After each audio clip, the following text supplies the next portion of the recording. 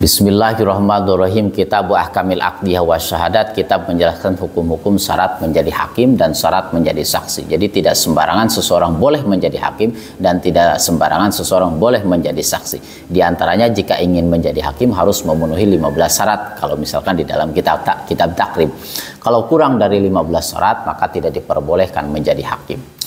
Wal aqdiyah jamu qadha, lafad aqdiyah bentuk jama mufradnya dari lafad qadha, bil madi dibaca panjang berarti dibacanya qadhain. Wa huwa lugatan ihkamu syai'in, hakim menurut istilah bahasa ihkamu syai'in yaitu mengokohkan sesuatu perkara, wa imdahu ataupun melegalkan sesuatu perkara. Jadi hakim menurut istilah bahasa ihkamu syai'in yaitu mengokohkan sesuatu, wa imdahu ataupun melegalkan sesuatu. Tapi yang kita maksud bukan menurut istilah bahasa. Wasyara'an, hakim menurut istilah agama faslul hukumah bainal khasmaini bihukmillahi ta'ala, yaitu menetapkan keputusan di antara dua orang yang lagi berseteru. Menetapkan keputusan di antara kedua orang yang lagi berseteru menggunakan bihukmillahi ta'ala, menggunakan hukum Allah ta'ala. Itu hakim menurut istilah agama.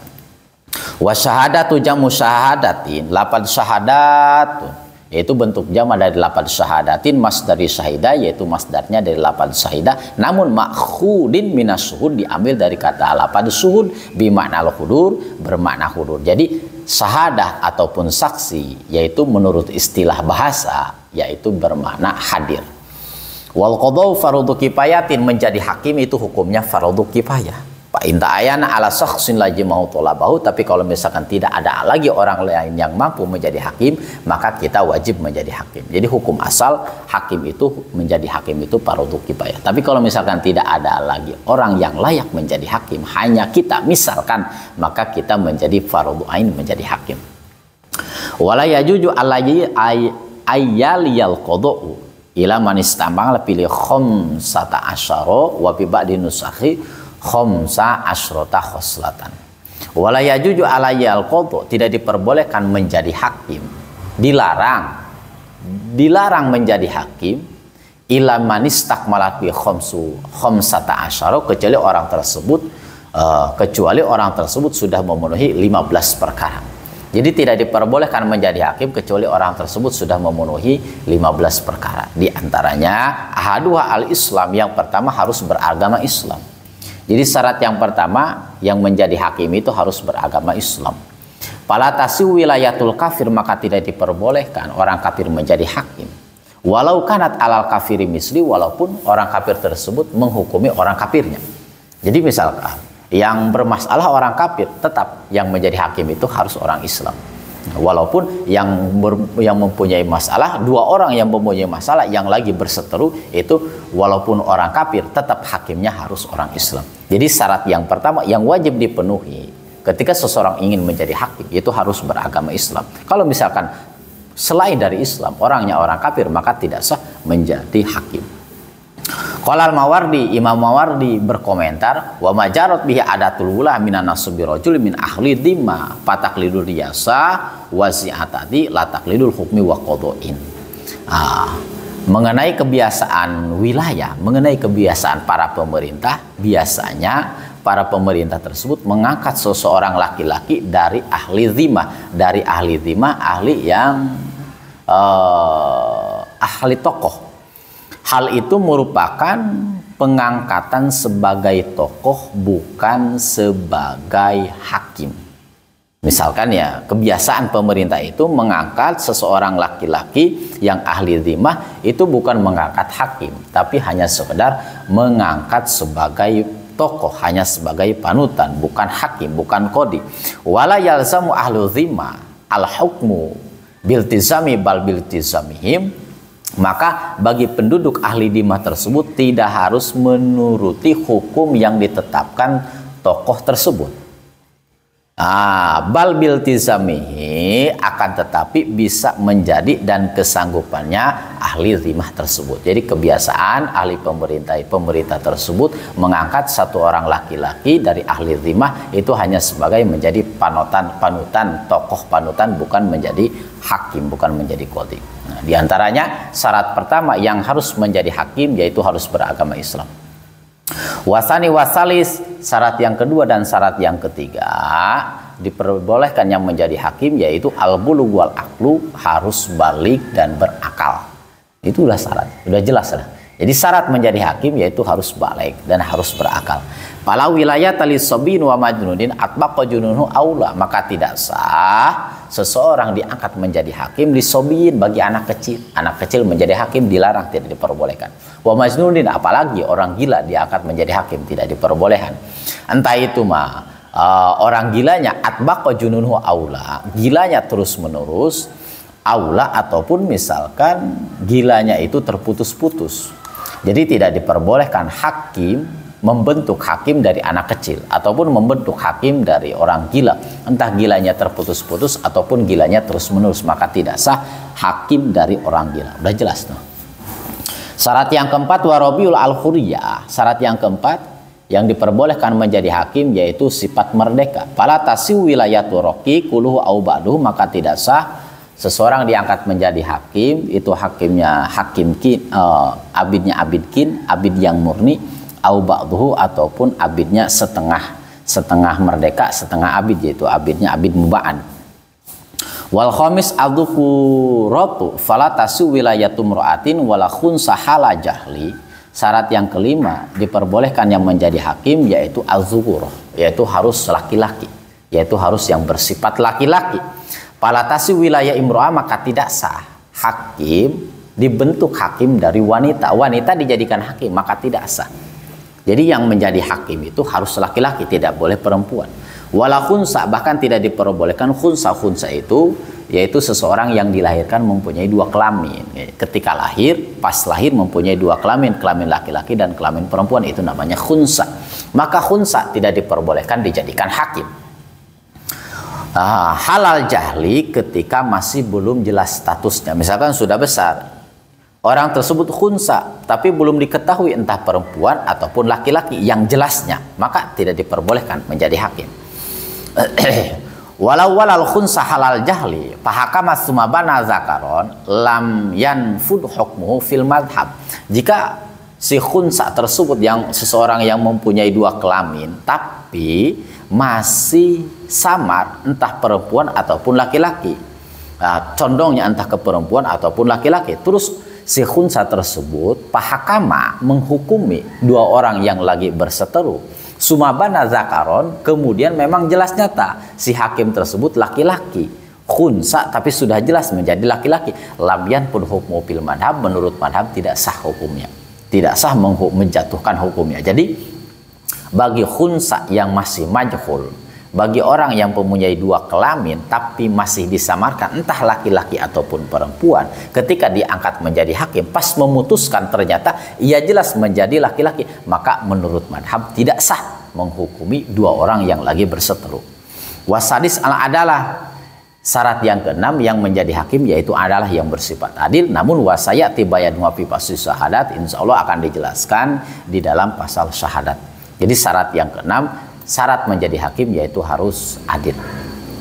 Pala wilayah talipasiki bisain la subhatalahu fihi, sehingga tidak ada hak menjadi hakim bagi orang fasik, yaitu orang yang melakukan dosa-dosa besar seperti zina, meminum khamr, pembunuhan, membunuh dan yang lain-lainnya. Maka tidak sah mengangkat hakim dari orang fasik.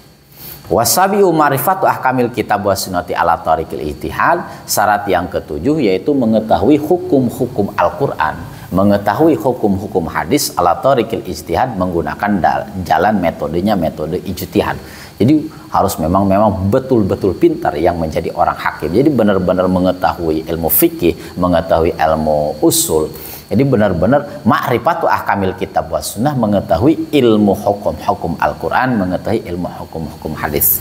Namun ala tariqil ijtihad, menggunakan metodenya metode ijtihad.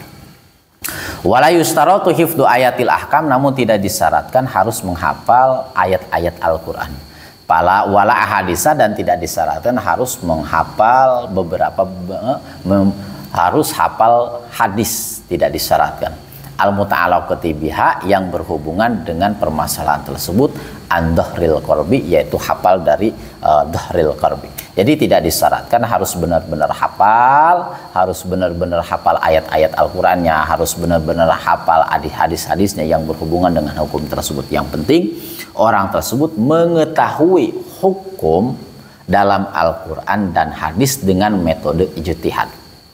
Wa kharaja bil hakamil qasas wal mawa'id, dikecualikan dari hukum-hukum yaitu tentang cerita-cerita dan petua-petua. Jadi bagi hakim tidak disyaratkan mengetahui cerita-cerita zaman dulu, tidak disyaratkan mengetahui petua-petua. Yang penting hakim itu yang mengetahui hukum-hukum dengan landasan Al-Qur'an dan Sunnah. Wasaminu ma'rifatul ijma, yang kedelapan bagi hakim wajib mengetahui yaitu ijma itu kesepakatan ulama, Yang dimaksud dengan ijma wahwa ittifaqu ahli hilli wal aqdi min ummati Muhammadin sallallahu alaihi wasallam al amri min umuri. Yang dimaksud dengan ijma yaitu kesepakatan pakar hukum, ulama, kesepakatan para ulama pakar hukum dari min ummati Muhammadin, dari umatnya Kangjeng Nabi Muhammad sallallahu alaihi wasallam. Yaitu yang dinamakan dengan ijma, yaitu kesepakatan ulama dari kaum Kangjeng Nabi Muhammad sallallahu alaihi wasallam. Wala yustaratu ma'rifatu likulli fardin min afrodil ijma, namun tidak disyaratkan harus mengetahui satu persatu permasalahan ijma, tapi tidak disyaratkan harus mengetahui satu persatu permasalahan ijma karena memang sangat banyak. Bal yakfi fi mas'alati lati yufti biha aw yahkumu fiha ana qaulahu la yukhalliful ijma fiha. Bahkan cukup bagi si hakim tersebut mengetahui permasalahan yang sedang ia fatwakan ataupun permasalahan yang sedang ia hukumkan kepada dua orang yang lagi berseteru. Ana qaulahu la yukhalliful ijma fiha, bahwa pendapatnya tidak bertentangan dengan ijma dalam permasalahan tersebut. Jadi bagi hakim tidak harus mengetahui keseluruhan ijma, hanya cukup mengetahuinya permasalahan yang sedang ia fatwakan, yang sedang ia hukumkan kepada orang yang lagi berseteru. Watasiu, syarat hakim yang ke-9, ma'rifatul ikhtilafil waqi bainal ulama, yaitu harus mengetahui perbedaan pendapat yang terjadi pada ulama. Jadi memang benar-benar harus mengetahui ilmu fikih, karena bagi hakim, syarat bagi hakim harus mengetahui perbedaan-perbedaan para ulama. Di antaranya perbedaan-perbedaan para ulama banyak sekali ya. Harus mengetahui perbedaan-perbedaan para ulama. Jadi harus mengetahui benar-benar matang di dalam ilmu fikih. Wal asyiru ma'rifatu turuqil ijtihad, syarat yang ke-10 yaitu harus mengetahui tata cara ijtihad, ai kaifiyatil istidlal min adalatil ahkam, yaitu harus mengetahui tata cara menggali hukum dari dalil-dalil yang menjelaskan tentang hukum. Jadi misalkan parodunya sholat diambil dari akimus sholat, akimu kalimah fil amr tadullu alal wujub. Jadi harus benar-benar mengetahui ilmu usul fikihnya. Jadi bagi si hakim, tidak sembarangan hakim wajib mengetahui ilmu usul fikih, karena bagi si hakim syaratnya itu mengetahui cara-cara ijtihad, maksudnya tata cara menggali hukum dari dalil yang menjelaskan tentang hukum yang sedang ia fatwakan. Jadi memang sangat berat bagi syarat-syarat menjadi hakim. Walhan ya asyara ma'rifatu tarfi min lisanil arab bin lugatin wa sarfin wa nahwi wa ma'rifatu tafsiri kitabillahi ta'ala. Syarat yang ke-11 diperbolehkan yang menjadi hakim yaitu harus mengetahui dari bagian bahasa Arab, seperti misalkan ilmu lughah, ilmu sorof, ilmu nahwu, serta mengetahui tafsir Al-Qur'an. Jadi tidak sembarangan yang menjadi hakim, yaitu harus mengetahui ilmu lughah, ilmu bahasa, harus mengetahui ilmu sorof, ilmu nahwu, harus mengetahui tafsir Al-Qur'an. Masya Allah. Wasaniya asyara ayakuna sami'an walau bisiyahin fi udhunaihi, syarat yang ke-12 yaitu si hakim tersebut harus bisa mendengar walaupun dengan berteriak kepada kedua telinganya si hakim tersebut. Jadi syarat hakim itu tidak diperbolehkan yang tuli, harus yang bisa mendengar. Pala yasu tawaliyatu aso, maka tidak sah mengangkat seseorang hakim dari orang yang tuli, maka orang tuli tidak diperbolehkan menjadi hakim. Watalita asaro ayakuna basuna pala tasu tauliyatul ama, syarat yang ke-13 si hakim tersebut harus bisa melihat. Syaratnya hakim tersebut harus bisa melihat, tidak diperbolehkan pala tasu tauliyatul ama, maka tidak diperbolehkan mengangkat hakim dari orang yang buta. Jadi orang yang buta, orang yang tuli tidak sah menjadi hakim, tidak diperbolehkan menjadi hakim. Wa yajuju kaunu a'wara kama qala Ruyani, namun menurut Imam Ruyani diperbolehkan seseorang diangkat hakim tapi orang tersebut hanya melihat hanya satu, yang melihat hanya satu, a'war, yang melihatnya hanya satu, itu masih diperbolehkan. Tapi kalau misalkan dua-duanya tidak bisa melihat, maka tidak diperbolehkan menjadi hakim. Tapi kalau misalkan masih melihat salah satunya, itu diperbolehkan menjadi hakim.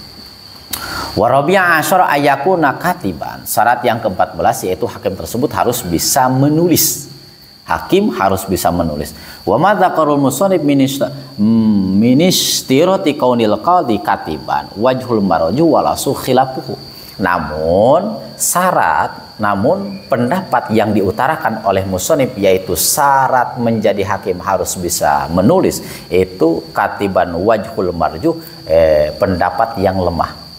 Wal asoh khilafu, tapi menurut kaul asoh tidak disyaratkan bisa menulis. Namun menurut kaul asoh, syarat yang ke-14 tersebut tidak disyaratkan bisa menulis. Tapi menurut musannif hakim itu harus bisa menulis. Tapi menurut kaul asoh, hakim itu tidak disyaratkan bisa menulis. Diperbolehkan tidak bisa menulis tapi menjadi hakim. Wal khamis asyara ayakuna mustaikidon. Syarat yang ke-15 yaitu mustaikidon, ingatannya sangat kuat. Jadi syarat hakim yang ke-15 itu ingatannya yang sangat kuat. Fala tasu tauliyatu mughfilin bi anikhtala nazaruhu au fikruhu imma likibarin au maradin au ghairihi, sehingga tidak sah mengangkat seseorang menjadi hakim orang tersebut misalkan mughfalin, pelupa, bi anikhtala nadruhu, dengan gambaran nalarnya atau pikirannya cacat, imaliki barin au morodin au gerihi, entah cacat pikirannya tersebut karena sudah tua ataupun sakit ataupun misalkan karena hal-hal yang lain, terbenturnya kepala kepada benda-benda yang keras. Jadi syarat yang ke-15, syarat yang terakhir yang menjadi hakim itu harus mustauqidon itu kuat ingatannya. Jadi tidak diperbolehkan hakim yang sudah terlalu tua, ataupun hakimnya yang sedang sakit, ataupun hakimnya yang terkena penyakit-penyakit yang lainnya. Walama paragal musannif min syurutil qadi syara'a fi adzabihi. Setelah Kiai Musannif menjelaskan syarat-syarat yang menjadi hakim, maka Kiai Musannif menjelaskan tentang etika menjadi hakim. Jadi tadi syarat menjadi hakim, nanti insya Allah kita akan menjelaskan etika menjadi hakim. Faqala wa yustahabu wallahu a'lamu bissawab.